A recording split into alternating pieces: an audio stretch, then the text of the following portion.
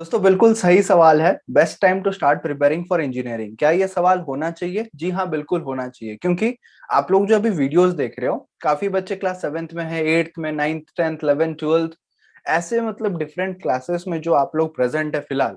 आप पहले कमेंट करके बताना कि आप किस क्लास में हैं, ताकि मैं रिलेट कर पाऊंगा आप कौन से क्लास से वीडियोस को देखते हैं। बट मुझे पता है कि 7 से लेकर क्लास 12th के बीच में बच्चे देखते हैं, 12th के बाद भी बीटेक स्टूडेंट्स भी देखते हैं।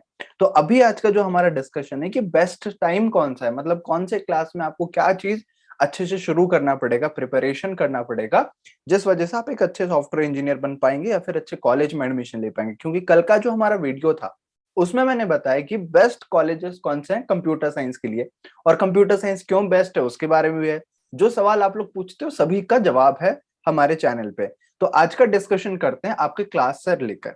तो फिलहाल आप कौन से क्लास में हैं आप मुझे कमेंट करके बताना। मैं सभी को कुछ कैटेगरीज में डिवाइड कर देता हूं, पिछले वीडियोस में भी किया है मैंने, आज भी कर देता हूं, ताकि आप लोग समझ पाओगे कि किस कैटेगरी में आप आते हो और आपको कैसे तैयारी करना पड़ेगा। तो क्लासेस यहाँ पे शुरू करता हूं मैं, 7th 8th 9th 10th, ठीक है। और फिर क्लासेस 11th और 12th। तो ये जो चार क्लासेस है, इसको भी अगर दो कैटेगरी में डिवाइड करूं तो हमारा टोटल 3 कैटेगरीज बन जाएगा। कैटेगरी ए में आ जाएंगे 6 7 8 के बच्चे, 6 के भी अगर कोई देख रहे हो तो फिर अच्छी बात है। कैटेगरी बी में आ जाएंगे आप 9th और 10th के बच्चे, और कैटेगरी सी में आ जाएंगे 11th और 12th के बच्चे। ओके, तो आपको कमेंट में कर लेना है कि I am from this category. Suppose आप कैटेगरी बी से हो, क्लास 9th में पढ़ाई करते हो, बी में आ जाओगे तो कमेंट करना है आपको कि I am from category CAT B. Category B मतलब मैं समझ जाऊंगा कि आप 9th या फिर 10th में हो। ये कैटेगरी मैंने क्यों डिवाइड किया, आप अच्छे से सुनना। मेरा जो जवाब है इसको ध्यान से सुनना आप लोग। देखो मैं इंटरेक्ट करके ही कर रहा हूँ सारा चीज, एकदम बहुत बढ़िया अच्छे तरीके से। जो 6th में होगा बच्चा, 7th में होगा, 8th में होगा, ये तीनों के लिए सेम टाइप ऑफ एडवाइस रहेगा। जो 9th और 10th में रहेंगे ये दोनों के लिए सेम टाइप ऑफ एडवाइस रहेगा। और 11th 12th जो रहेंगे ये दोनों के लिए आपस में सेम एडवाइस रहेगा।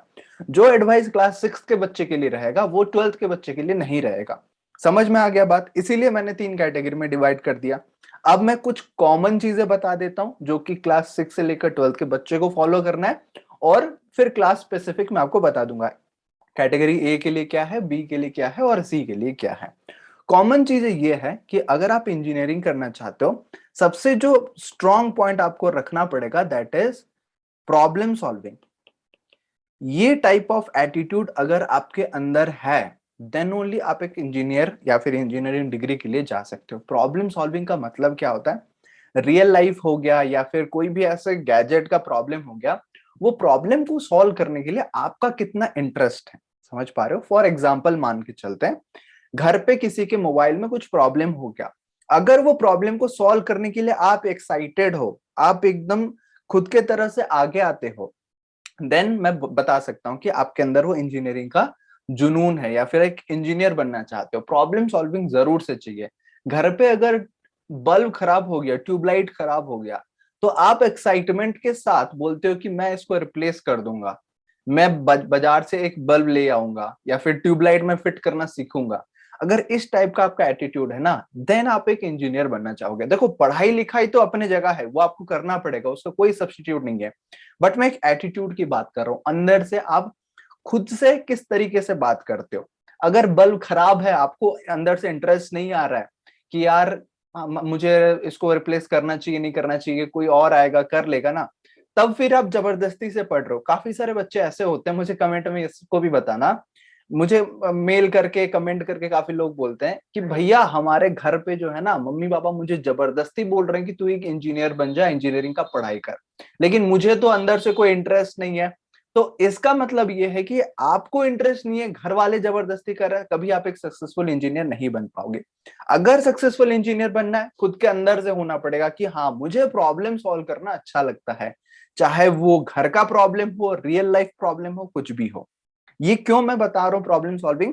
क्योंकि जो एक इंजीनियर होता है वो हमेशा जब वर्ल्ड में एंटर करता है ना, चाहे आगे जाके आप एक एंटरप्रेन्योर बनना, खुद का कंपनी करना, या फिर दूसरे कंपनी में आप जॉब करना जाके एक एम्प्लॉय की तरह, हमेशा आप प्रॉब्लम सॉल्व कर रहे होगे। बिजनेसमैन बनते हो मतलब एक एंटरप्रेन्योर बनते हो, आप कोई ना कोई प्रॉब्लम को सॉल्व कर रहे होगे। कोई प्रोडक्ट बना दिया आपने जो हमारा प्रॉब्लम को सॉल्व कर रहा है, या फिर कोई सॉफ्टवेयर बना दिया, कोई ऐप बना दिया आप जो कि प्रॉब्लम को सॉल्व कर रहा है। अमेजॉन, फ्लिपकार्ट क्या है, ये सब प्रॉब्लम को सॉल्व कर रहे हैं। डिलीवरी का मतलब कोई सामान को हमें ऑर्डर करना है, दुकान जाना नहीं पड़ता, घर बैठे हम ऑर्डर कर पाते हैं। तो ये प्रॉब्लम था और प्रॉब्लम का सॉल्यूशन हो गया, ऑनलाइन ऐप बन गया। उसी तरीके से सॉफ्टवेयर बनता है, काफी सारा ऐप बनता है। वैसे ही आप लोगों को सोचना है कि आप प्रॉब्लम सॉल्व कर पाते हो कि नहीं। नहीं कर पाते हो तो ठीक है, बट अगर अंदर से वो एटीट्यूड नहीं है तब कुछ नहीं होगा। वो अंदर से वो एटीट्यूड चाहिए, प्रॉब्लम सॉल्व करने वाला एटीट्यूड। क्लियर बात। अब प्रॉब्लम सॉल्विंग अगर आपका हो गया, नेक्स्ट जो इंपॉर्टेंट पॉइंट पे ध्यान देना है, दैट इज मैथ्स। अब काफी सारे बच्चे बोलते हैं कि सर हमें मैथ्स बिल्कुल नहीं आता, मैथ्स बिल्कुल पसंद नहीं है, क्या हम सॉफ्टवेयर इंजीनियर बन सकते हैं? नहीं बन सकते।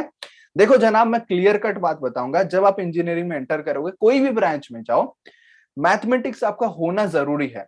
मैथ्स होगा तो आप चीजों को थोड़ा सा कैलकुलेटेड वे में अप्रोच कर पाओगे। बिना मैथ्स का भी करते हैं काफी लोग, इवन डिप्लोमा करके भी जो एंटर करते हैं लैटरल एंटर में, वो लोग भी पढ़ाई करते हैं। ऐसा तो नहीं है कि वो लोग पढ़ाई नहीं करते। बट जो मेन बात मैं समझाना चाहता हूँ, that is about problem solving plus calculated risk. Maths आप सीख जाओगे, चीजों को कैलकुलेट करना आपको समझ में आ जाएगा। आपको कैलकुलेट करना मतलब कि इसका क्वांटिटी, कितना क्वांटिटी लेना है, ज्यादा लेना है, कम लेना है, वो सभी चीज आपको अच्छे से समझ आ जाएगा। ठीक है, तो अभी बात करते हैं, कॉमन बात हो गया प्रॉब्लम सॉल्विंग मैथ्स, और कोडिंग की बात करते हैं। कोडिंग में क्या होता है ना, आप किसी भी क्लास में हो, कोडिंग आप बिल्कुल कर सकते हो। कोडिंग ऐसा कोई रेस्ट्रिक्शन नहीं है कि आप 6th से शुरू करो, 8th से शुरू करो, या 12वीं में जाके शुरू करो। 12वीं तक कोडिंग नहीं भी है तो कोई प्रॉब्लम नहीं है, आप 12th के बाद जाके आप सीख सकते हो जैसे ही आप इंजीनियरिंग करोगे। मेरे खुद के बहुत सारे फ्रेंड्स हैं जिन्होंने बायोलॉजी के लिए ड्रॉप लिया था, मेडिकल के लिए पढ़ाई की है, नीट एग्जाम के लिए, जब क्लियर नहीं हुआ आके इंजीनियरिंग कंप्यूटर साइंस में कर रहे हैं, बहुत अच्छा कर रहे हैं। आज के डेट में वेल प्लेस्ड है, अच्छे अच्छे कंपनी में, कंपनी की तरफ से लैपटॉप मिला हुआ है, आराम से काम कर रहे हैं। तो ये मोटिवेशन रखो कि अगर आपका मैथ्स उतना भी स्ट्रांग नहीं है, फिर कोडिंग नहीं है, देखो कोडिंग की बात कर रहा हूँ, कोडिंग उतना भी नहीं है तो आप सीख सकते हो, जीरो से चीजों को सीख सकते हो। Getting my point? Very good बेटा। अगर इस कंफर्ट लेवल तक पहुंच गए हो, अभी बात करते हैं कौन सा परफेक्ट टाइम है। तो परफेक्ट टाइम मैं बोलूंगा 11th 12th is the best time for those students who want to get into IIT. क्या बोला मैंने, फिर से रिपीट करूंगा क्या? अगर आप आईआईटी में एडमिशन लेना चाहते हो, आईआईटी का फुल फॉर्म क्या है? इंडिया का टॉप मोस्ट कॉलेज है, इंडियन इंस्टीट्यूट ऑफ टेक्नोलॉजी। वहां पे अगर एडमिशन लेना चाहते हो, आईआईटीज में कर देता हूं क्योंकि बहुत सारे आईआईटी से, एक आईआईटी नहीं है। आईआईटी में एडमिशन लेना चाहते हो, तब आपको मैं बोलूंगा कि बिल्कुल जनाब, आप बहुत बचपन से भी शुरू कर दो, मतलब 8th 9th 10th से आप फाउंडेशन कोर्स कर लो, 11th 12th में आप जाके कोचिंग में फिजिकल क्लासेस कर लो, फिर आपका आईआईटी निकल जाएगा। बट अगर आपको थोड़ा सा लाइफ को चिल करके जीना है, मतलब मैं बिल्कुल ऐसा नहीं बोलूंगा कि आप 6th से शुरू कर दो प्रिपरेशन, क्योंकि भाई आपको स्कूल लाइफ का मजा पता नहीं चलेगा, आप रियल लाइफ को एंजॉय नहीं कर पाओगे, बस किताबों में घुसे हुए रहोगे। मैं चाहता हूं आपका ओवरऑल डेवलपमेंट हो, कम्युनिकेशन भी बढ़े। जैसे मैं आज बोल पा रहा हूं, आपको भी अगर किसी लोग, कितने भी लोगों के सामने कोई टॉपिक दे दूंगा, आप खुल के बोल पाना चाहिए, आप अपने आइडियाज को एक्सप्लेन कर पाना चाहिए। वो कम्युनिकेशन हमें चाहिए बेटा, बस किताबों में घुस के वो नॉलेज से कुछ नहीं होगा। आपको एक ओवरऑल डेवलपमेंट, एक पर्सनालिटी बिल्ड करना पड़ेगा। क्लियर बात। अब 11th 12th मैंने क्यों बताया, क्योंकि जो एग्जाम का सिलेबस है और 11th 12th का सिलेबस है, ये दोनों आपस में मैच होते हैं। सिलेबस मैच होते हैं, कुछ एक्स्ट्रा एडवांटेज, मतलब एक्स्ट्रा आपको प्रैक्टिस करना पड़ेगा जेईई के एग्जाम्स के लिए। ओके, अब जो क्लास 7th का बच्चा है, अभी 6th 7th 8th की बात करते हैं, वो बच्चा क्या करेगा? मैंने बताया कि आप लाइफ को जियो, खुल के जियो, एंजॉय करो, आप अभी से प्रिपरेशन में मत जाओ। तो एक क्लास 6 7 8 का बच्चा फिलहाल के लिए क्या करेगा, अपना जो स्कूल का सब्जेक्ट्स है ना जनाब, उसको अच्छे से पढ़ो। आपका इंग्लिश है, आपका हिस्ट्री सिविक्स ज्योग्राफी होगा, जो सोशल साइंस सब्जेक्ट होता है एसएसटी। उसके अलावा आप साइंस को पढ़ो, मैथ्स को पढ़ो, फिर आप थोड़ा सा कुछ टीवी में डॉक्यूमेंट्रीज देखो, कुछ कल्चर्स को समझने के लिए कोशिश करो। ऐसे चीजों को थोड़ा सा एक्सप्लोर करो, ताकि ओवरऑल ऑलराउंड डेवलपमेंट का आपका फाउंडेशन बन जाएगा। मैं ये नहीं बोल रहा हूं कि आप क्लास 6th में जाके एकदम स्टेज पे स्पीच देने लगोगे, दे रहे हो तो फिर बहुत अच्छी बात है, एक्सीलेंट। बट मैं ये बोलूंगा कि अगर नहीं दे रहे हो ना, स्टार्ट कर दो। घर बनाना है तो पहले क्या करना पड़ता है? फाउंडेशन बनाना पड़ता है। तो फाउंडेशन के लिए गड्ढा खोदना पड़ता है, तब जाके आप उसमें बालू डालते हो, फिर ईंटें लाते हो, घर बनाते हो। ऐसे तो डायरेक्टली घर नहीं बनता ना। तो इसीलिए अगर आपको घर बनाना है, घर कौन है? आप खुद हो। खुद को अगर इंप्रूव करना है ना, तो जीरो से शुरू करना पड़ेगा पहले। अगर शुरू नहीं करोगे तो फिर आप घर कैसे बनाओगे, उस पे की पेंटिंग कैसे लगाओगे, वो सबका तो फिर सपना में सपना रह जाएगा। तो इसीलिए गोल डिसाइड करो।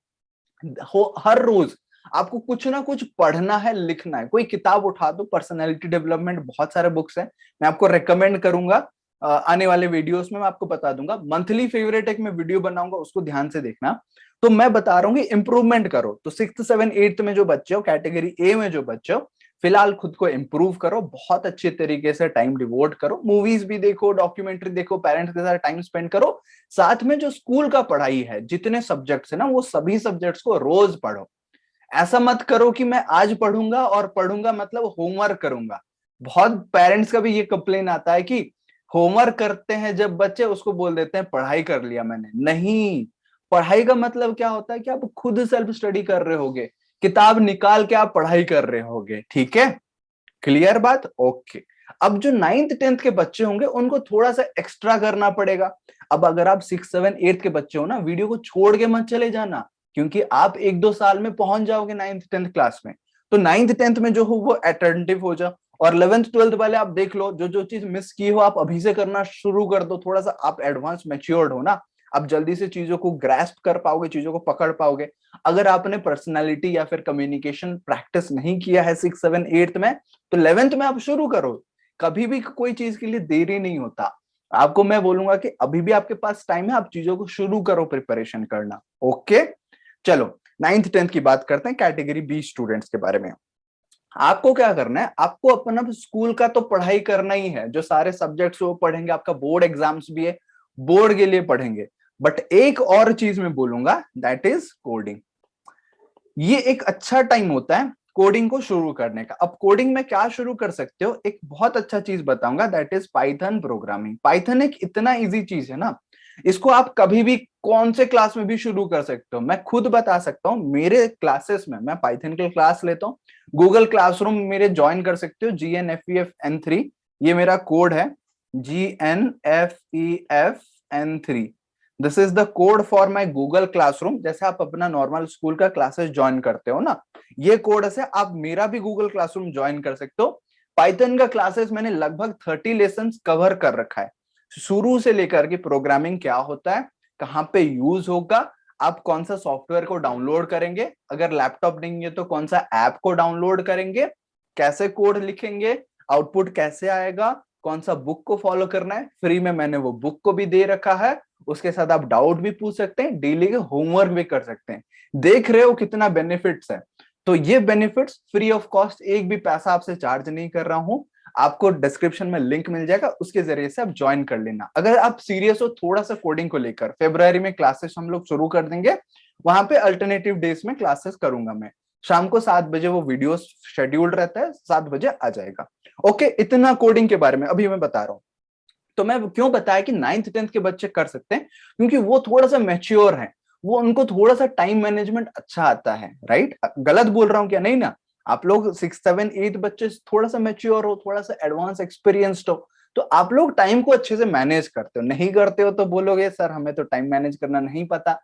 अगर नहीं पता तो मैं सिखा दूंगा। सीखना चाहते हो टाइम मैनेजमेंट, कमेंट में लिख के बता दो। ओके, अभी बात करते हैं 11th 12th बच्चों के बारे में। तो देखो 9th 10th छोड़ के मत जाना, 1 2 साल में आप भी 11th 12th में आ जाओगे। और 6th 7th 8th के बच्चे तो आप देखो, क्योंकि 3 4 साल में आप भी आ जाओगे। आपके लिए लेटेस्ट वीडियो भी मैं बना दूंगा, बट फिर भी ये वीडियो में देखना, आपके जो भैया दीदी है ना, अभी जो 11th 12th में पढ़ रहे हैं, वो लोग क्या फॉलो करेंगे आप देखो ध्यान से। ओके, 11th 12th स्टूडेंट्स ध्यान से सुनो। 11th 12th में और थोड़ा सा एक्स्ट्रा करना पड़ेगा। आप पर्सनालिटी, कम्युनिकेशन, ये सब पे तो फोकस करोगे, साथ में आप कोडिंग भी करोगे, साथ में आप रियल लाइफ प्रॉब्लम्स को समझना शुरू करोगे।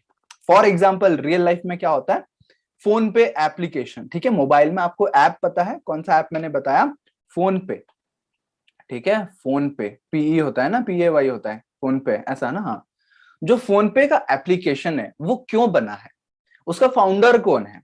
ठीक है, भारत पे एप्लीकेशन, उसका फाउंडर कौन है, बना क्यों है, सबसे पहले बताओ। जो हम लोग पेमेंट करते हैं, बैंक अकाउंट हमने लिंक करा, उसके बाद कहीं भी किसी शॉप में जाएंगे, यूपीआई से स्कैन कर लेंगे, जो क्यूआर कोड रहता है उसको स्कैन करके पेमेंट हो जाएगा।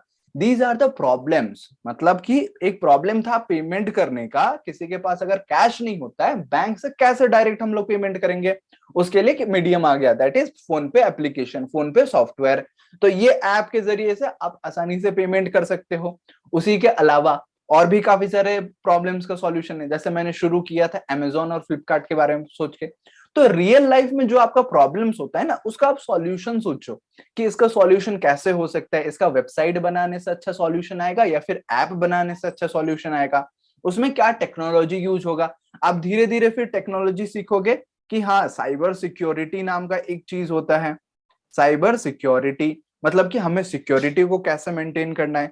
साइबर सिक्योरिटी के साथ साथ आपको पता चलेगा कि ओके, डेटा साइंस नाम का भी एक चीज होता है, जहां पे बहुत सारा अगर डेटा होता है तो हम डेटा इंजीनियरिंग के जरिए से उसको स्ट्रक्चर्ड वे में ऑर्गेनाइज कर सकते हैं, उसको प्रोसेस कर सकते हैं, उसको यूज कर सकते हैं। एडवांस में जाने की जरूरत नहीं है, पूरा टाइम एकदम वेस्ट करके पूरा दिन भर उसमें घुसे हुए हो। मैं बोलूंगा कि दिन में 30 मिनट्स मोर देन सफिशिएंट है।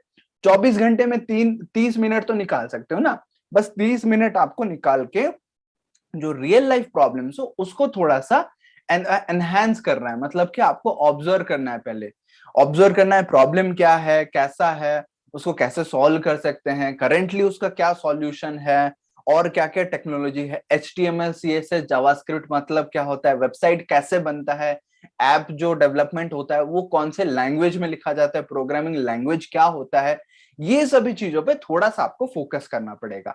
So that is the best time. उसके अलावा अगर आप जेई का प्रिपरेशन कर रहे हो तो जेई के प्रिपरेशन में आपको चाहिए होगा पीसीएम, राइट। पीसीएम का मतलब है फिजिक्स केमिस्ट्री मैथमेटिक्स। ये तीन चीज जो आप पढ़ रहे होगे, इसको थोड़ा सा एडवांस लेवल में पढ़ना है। अगर कोचिंग लेते हो, एक चीज मैं बता देता हूँ, जो 11th 12th के स्टूडेंट्स होते हैं ना, वो काफी लोग क्या करते हैं, स्कूल जाते हैं और स्कूल के साथ साथ कोचिंग करते हैं। कोचिंग मतलब शाम के टाइम में वो किसी इंस्टीट्यूट में ज्वाइन कर लेते हैं। आज के डेट में तो ऐसे ऑफलाइन क्लासेस कम चल रहे हैं, वो ऑनलाइन कोर्स परचेज कर लेते हैं और परचेज करके लाइव लेक्चर्स देखते हैं या फिर रिकॉर्डिंग, जो रिकॉर्डेड क्लास है उसको देख के समझते हैं, उनका प्रिपरेशन करते हैं। Okay, that is fine.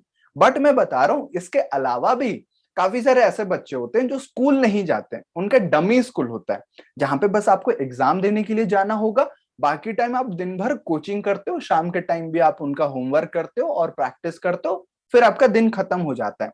But मैं बोलूंगा अगर आपका टाइम मैनेजमेंट अच्छा है, आपको टास्क शेड्यूलिंग पता है, आपको पोमोडोरो टेक्निक जैसा कुछ टेक्निक्स पता है, तब आपका दिन का बहुत टाइम बच जाएगा। सोशल मीडिया पे डेफिनेटली आप लोग टाइम स्पेंड कर रहे हो, यूट्यूब पे ये वीडियो देख रहे हो, मतलब कि आपके पास इंटरनेट एक्सेस है और थोड़ा सा फ्री टाइम भी है, इसको यूटिलाइज करना।